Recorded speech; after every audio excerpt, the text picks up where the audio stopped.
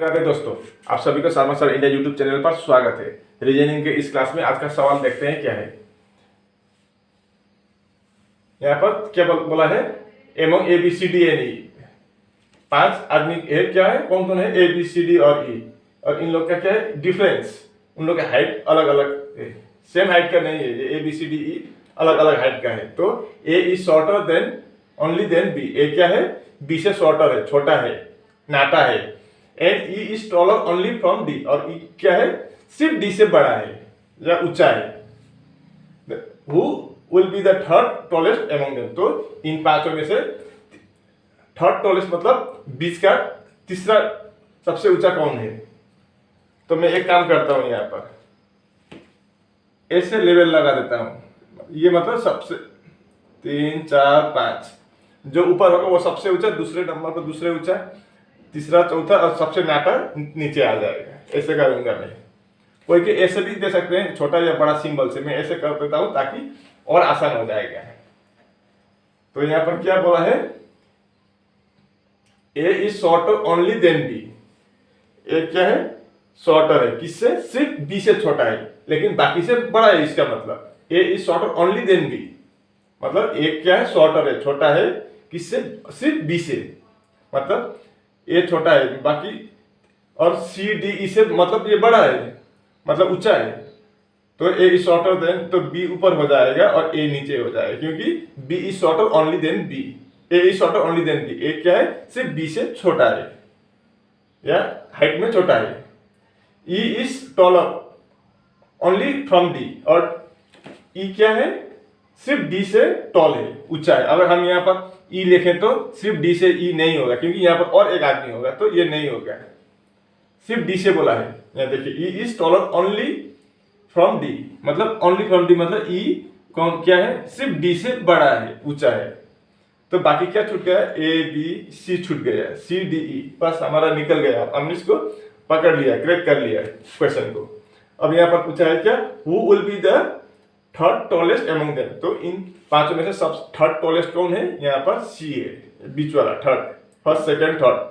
तो आपका डी वाला ऑप्शन सही जवाब होगा यहाँ पर। अगर हम इसको क्रैक करें तो यहाँ पर कुछ भी पूछे, सबसे ऊंचा, 2 नंबर वाला, सेकंड टॉलेस्ट बोलने से, third tallest, fourth tallest, shortest one बोलने से भी, ये कुछ भी पूछे, आप इसको क्रैक करने से आपको पता चल सकता है। पहले हम इसको हमेशा इसको क्रैक करने की कोशिश करेंगे, ताकि हम जिस तरह का भी सवाल आए हम उसको तब आंसर दे पाएंगे, ठीक है। अब इस सवाल को देखिए, फाइंड द मिसिंग नंबर, मतलब जो क्वेश्चन मार्क की जगह पर क्या होगा वही हमको निकालना होगा। तो क्या क्या दिया गया है, बाकी 7, 11 और 20, मतलब इस साइड से क्लॉकवाइज में क्या है, असेंडिंग ऑर्डर में है। 7 के बाद बड़ा है 11 से बड़ा है आपका 20। तो देखते हैं, पहले हम, अगर नहीं पता चला तो क्या करेंगे, ऐसे कोने कोने कभी कभी ऐसा देता है कि 20 + 7 27, अब 11 + 16 भी 27 होता है, लेकिन 16 ऑप्शन में नहीं है, तो वो वाला नहीं होगा लॉजिक। अब हम डिफरेंस देखते हैं, तो फिर 7 और 11 के बीच में कितने का डिफरेंस है, 4, और इधर 11 और 20 के बीच में 9, मतलब 7 और 4 11, 11 और 9 20। 4 का मतलब क्या होता है, 2 का स्क्वायर है, और 9 का मतलब आपका 3 का स्क्वायर, यानी कि यहाँ पर 2 का स्क्वायर, 3 का स्क्वायर, तो यहाँ इन दोनों के बीच में हम 4 का स्क्वायर करके देखते हैं। तो 4 का स्क्वायर कितना होता है आपका, 16 होता है।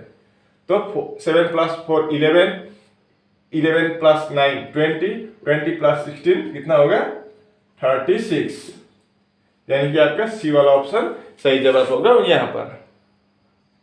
इस सवाल को देखिए, arrange the following words according to English dictionary, English dictionary के अनुसार इसको हमको सजाना है। तो पहले हम देखते हैं यहाँ पर कॉमन क्या है, तो आसान हो जाएगा हमको। CAR, सभी में CAR है, उसको हटा देंगे, हम काट देंगे, तब हम आसानी से कर पाएंगे। CAR के बाद क्या है, R है, इधर D है, इधर R है, R है, तो यहाँ पर R के बाद क्या है, I है, यहाँ R के बाद O है, वो दोनों ही लिखेंगे। तो यहाँ पर E है, यहाँ पर B है, यहाँ पर P है। तो ABCD में पहले, अब A नहीं है तो B आ जाएगा, यानी कि आपका E,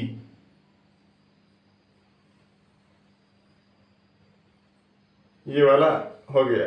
उसके बाद डी आएगा, मतलब बी, ये भी हो गया। उसके बाद ई आएगा यानी कि डी। अब पी आएगा, उसके बाद आर आएगा, तो पी का मतलब एफ, ये भी हो गया। अब आर आर से में तो काट देंगे, तो पहले आई आएगा यानी कि ए, और लास्ट में क्या आएगा, ये ओ यानी कि C. E B D F A C, E B D F A C यानी कि आपका सी वाला ऑप्शन सही जवाब होगा यहाँ पर। इस सवाल को देखिए, which sign in the given options will replace the question mark. या क्वेश्चन मार्क की जगह पर क्या होगा वही हमको पता लगाना होगा। यहाँ पर स्क्वायर है, यहाँ पर सॉरी यहाँ पर ट्राइंगल है, यहाँ पर भी ट्राइंगल है, लेकिन क्या है इस ट्राइंगल के देखिए लेफ्ट साइड में बाहर की तरफ निकला हुआ क्या है, एक सर्कल है। तो इसके बाद क्या है, ये ऊपर की तरफ चला गया, लेकिन लेफ्ट साइड में ही है, लेफ्ट साइड का लेफ्ट साइड में ही है, ट्राइंगल का ट्राइंगल ही है, लेकिन लेफ्ट साइड का नीचे का लेफ्ट साइड ऊपर चला गया है। तो ये स्क्वायर है, तो यहाँ पर क्या होगा, यहाँ पर भी शायद स्क्वायर ही होना चाहिए, और किस साइड में होगा स्क्वायर, मतलब यहाँ पर दो स्क्वायर है, मतलब ये नहीं होगा, ये नहीं होगा, ट्राइंगल से ट्राइंगल बनाया तो स्क्वायर से स्क्वायर बनेगा। तो इन दोनों में से कौन सा होगा, देखिए ये क्या है लेफ्ट साइड के बाहर है तो नीचे है, तो ये लेफ्ट साइड के ऊपर होगा, मतलब ये वाला नहीं होगा, ये तो राइट साइड के ऊपर है, हमको लेफ्ट साइड के ऊपर चाहिए, क्योंकि लेफ्ट साइड के नीचे का लेफ्ट साइड के ऊपर हुआ तो लेफ्ट साइड के नीचे का इसमें भी क्या होगा, स्क्वायर के लेफ्ट साइड के ऊपर हो जाएगा, यानी कि आपका डी वाला ऑप्शन सही जवाब होगा यहाँ पर। इस सवाल को देखिए, पांचवा सवाल, find the missing term. M/W है तो O question mark, question mark की जगह पर क्या होगा वही हमको लिखना है। तो M से W कैसे आया वो देखते हैं। वैसे प्लस वैल्यू M का कितना होता है आपका 13 और W का 23, अब O का 15, मतलब 13 प्लस 10 कर दें तो आपका 23 आ गया। अब यहाँ पर भी हम क्या करेंगे, 23 का मतलब W आ गया। अब यहाँ पर भी हम प्लस 10 कर देंगे तो कितना हो गया 25 यानी कि क्या होता है Y ऑप्शन में नहीं है, मतलब उस लॉजिक से नहीं होगा। अब देखते हैं दूसरा लॉजिक देखते हैं। अब आपको मैं एक बात बता देता हूं, जैसे कि मिरर इमेज नहीं, ये वाटर इमेज है। M का वाटर इमेज क्या होगा, अगर ऐसा है तो उल्टा होता है, नीचे का ऊपर, ऊपर का नीचे, तो क्या होगा ऐसा होगा, मतलब ये M का वाटर इमेज है। तो O का वाटर इमेज क्या होगा, O का तो सेम टू सेम रहेगा, यानी कि ऐसा होगा। तो फिर आपका बी वाला ऑप्शन सही जवाब होगा, क्वेश्चन मार्क की जगह पर O हो जाएगा। ये आपका वाटर इमेज से पूछा गया सवाल था, ये RRB NTPC में पूछा गया सवाल था। ये M का ये वाटर इमेज ये W होता है, तो O का O ही रहेगा, सेम टू सेम रहता है, ठीक है।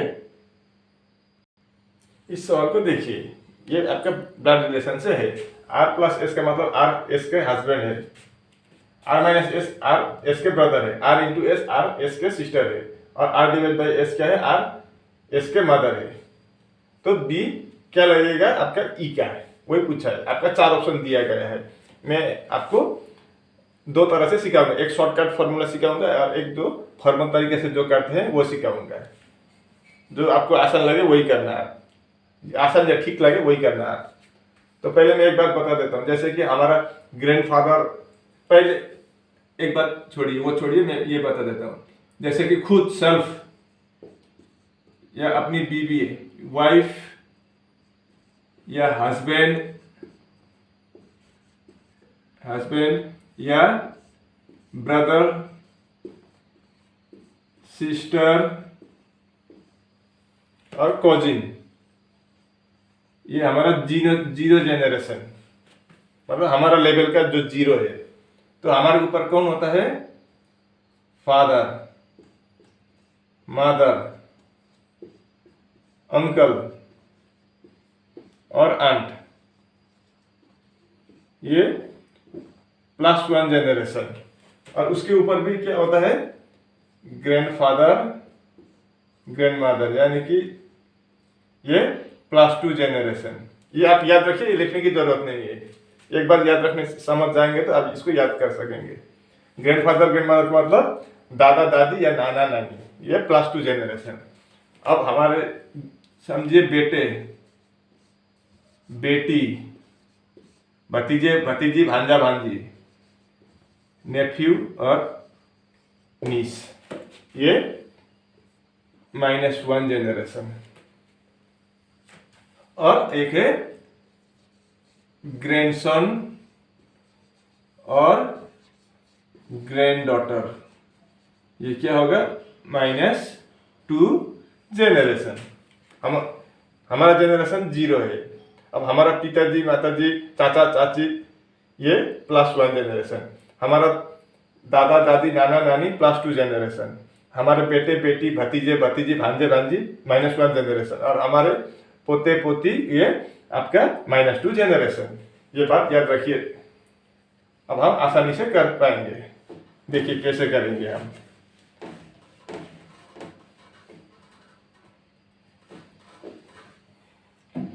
यहाँ पर क्या पूछा है, बी का संबंध क्या है ई से, तो हमको एक ही देखने की जरूरत ही नहीं है, बी और ई का रिलेशन देखेंगे। ठीक है, अब तो यहाँ इनके बीच में क्या क्या सिंबल है वो देखेंगे। डिवाइड है, डिवाइड का मतलब क्या है, मदर है, मदर क्या होता है +1 जेनरेशन। इनटू है, इनटू का मतलब सिस्टर, सिस्टर का मतलब 0 जेनरेशन है, सिस्टर ब्रदर वो जेनरेशन। अब माइनस है, माइनस का मतलब ब्रदर, ब्रदर भी 0 जेनरेशन। अपना ब्रदर सिस्टर हस्बैंड वाइफ कॉजिन, ये 0 जेनरेशन। फादर मदर वो आपका +1 जेनरेशन। तो अब इन तीनों को जोड़ेंगे हम, तो कितना आएगा 1 + 0 + 0 आपका 1 आएगा। 1 का मतलब क्या होता है आपका फादर या मदर, दो में से एक होगा। नेफ्यू और डॉटर नहीं होगा, नेफ्यू होने से 0 जेनरेशन आता था, 0 नहीं आया यहाँ पर। और सॉरी 0 का मतलब आपका खुद का या ब्रदर सिस्टर होता है। नेफ्यू या डॉटर क्या होता है आपका, ये भतीजे भतीजे और बेटी, ये आपका -1 जेनरेशन में जाता है। लेकिन यहाँ पर +1 जेनरेशन का बात चल रहा है, तो फादर या मदर हो गया। अब कैसे पता चलेगा कि अब बी को क्या बोला है, देखिए बी डिवाइड बाई एस, मतलब B is the mother of S, मतलब ये बी क्या फीमेल है, तो फादर नहीं होगा, आपका मदर हो जाएगा। ऐसे भी कर सकते हैं आप। अगर आप इस पे कंफ्यूज है तो मैं इसको फॉर्मल तरीका से दिखा देता हूँ, एक देखने की जरूरत नहीं है। फिर भी मैं आपको तसल्ली के, आपके तसल्ली के लिए मैं ए भी बना के दिखा देता हूँ। ए + बी का मतलब क्या है पहले वो देखते हैं। मतलब A is the husband of B, A क्या है हस्बैंड है किसका, बी का, मतलब बी वाइफ है, ए हस्बैंड है। अब बी डिवाइड बाई सी, मतलब B is the mother of C, B क्या है मदर है किसका, सी का। अब सी इंटू डी, मतलब C is the sister of D, C is the sister of D. अब डी ई, डी ई का मतलब D is the brother of E, D is the brother of E. अब क्या पता चला, ए और बी क्या है हस्बैंड वाइफ है, पति पत्नी है, और इन लोग के 3 बच्चे हैं। एक सी है बेटी, डी है बेटा, और ई क्या है पता नहीं, इसका मेंशन नहीं किया गया है। लेकिन सवाल में क्या पूछा है, बी क्या लगता है आपका ई का, ई का बी की क्या लगता है, तो इन तीनों का माता बी है और ए पिता है, तो माँ लगेगी बी। आपका डी वाला ऑप्शन सही जवाब होगा। मैंने दोनों तरफ से समझाया। अब इसको +1 0 या +2 ऐसे जेनरेशन से निकालेंगे तो आपको जल्दी हो जाएगा। ठीक है, इस तरह से करने से बाकी आपकी मर्जी, जो इच्छा वो आप करिए।